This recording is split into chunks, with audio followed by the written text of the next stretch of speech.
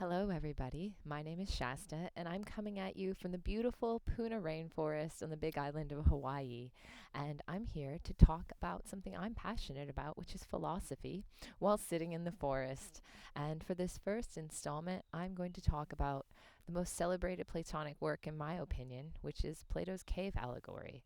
And Plato's cave allegory comes from Book 7 of the Republic, where Plato explains the cave allegory in the form of poetic dialogue between Socrates and Plato's brother Glaucon. Plato's cave allegory can be read as a metaphor for education, so it's a way of showing students how to find enlightenment.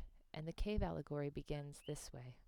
Behold, human beings living in an underground den, which has a mouth open towards the light and reaching all along the den.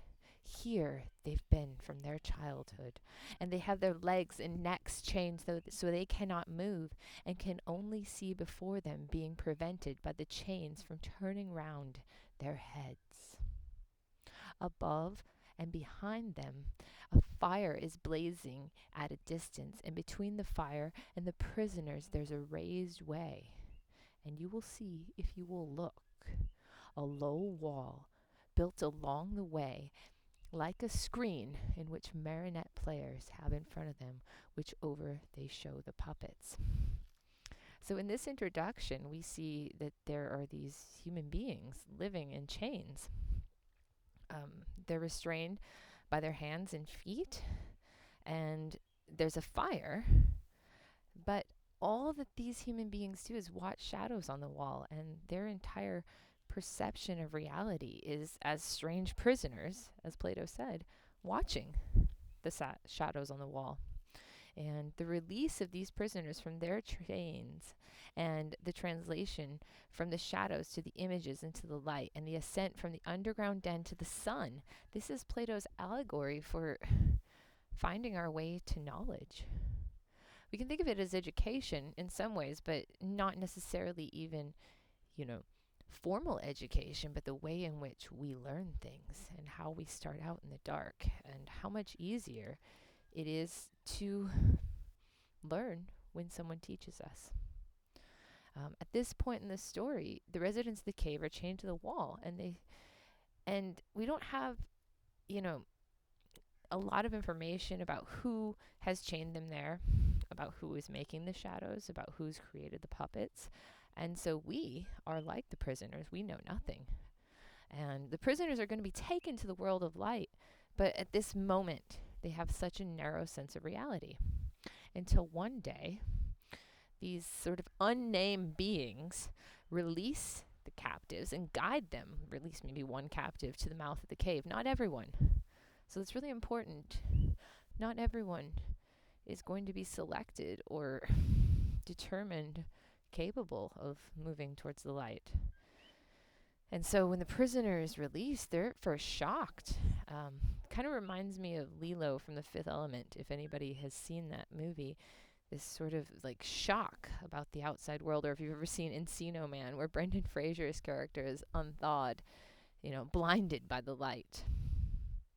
So on the prisoner's first journey on this human being's, this newly emancipated person's first journey, the light itself actually is so bright that it burns their eyes, and their mind is bombarded with sensory information. And this adjustment period is really difficult at the beginning, but eventually this newly freed person will learn how to see in a new way. And this learning how to see is facilitated by this guide, and it's sort of a metaphor for the difficulty that we face on the road to knowledge, on the road to enlightenment. The journey from ignorance to knowledge. That's the purpose of education, And so Socrates explains that all people have the capacity for knowledge. When people's eyes are finally able to adjust to the light, they gain knowledge. And the capacity of learning is actually a part of the human being's mind. And people have the ability to go from ignorance to a state of understanding and a state of enlightenment. But they have to be shown the light. And they have to be given knowledge that they were once a prisoner of ignorance. And so when human beings and people see the light, they gain the ability to improve themselves, to gain knowledge, and, eventually maybe become one of these enlightened beings. The light in the cave is the truth of reality. And for individuals to learn, they have to free themselves. And they have to also have this desire to adjust to this burning light, this education, the knowledge. But no one can do this without effort. It's not suddenly you're emancipated from the cave and that a person is full of knowledge. The base of the cave is like the banality of human existence, then those individuals who dwell in the base of the cave are completely ignorant. But there's hope for them if they're shown the light. According to Socrates, even when the body is bound to this basal reality, the mind is still capable of seeing the light and moving towards a greater understanding of existence. And in this way, it's almost egalitarian, although not everyone is capable of being freed. The freed individuals, they have the ability to develop an educated mind. So with effort, it becomes more egalitarian, that we are all bound by the chains of ignorance. And not all of us will move towards enlightenment, and not all of us will develop the capacity, but we're equal in our incapacity, I suppose.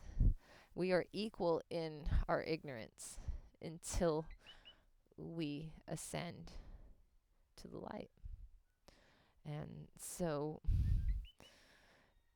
when we gain knowledge in Plato's cave, in this, because Plato's Republic is about a state, an enlightened state, about creating this almost a utopia.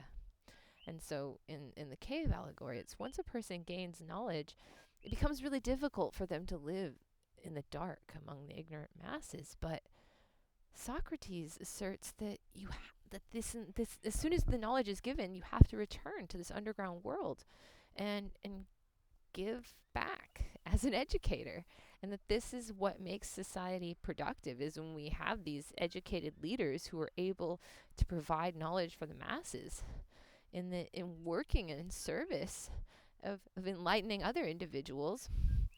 Society itself becomes more efficient. And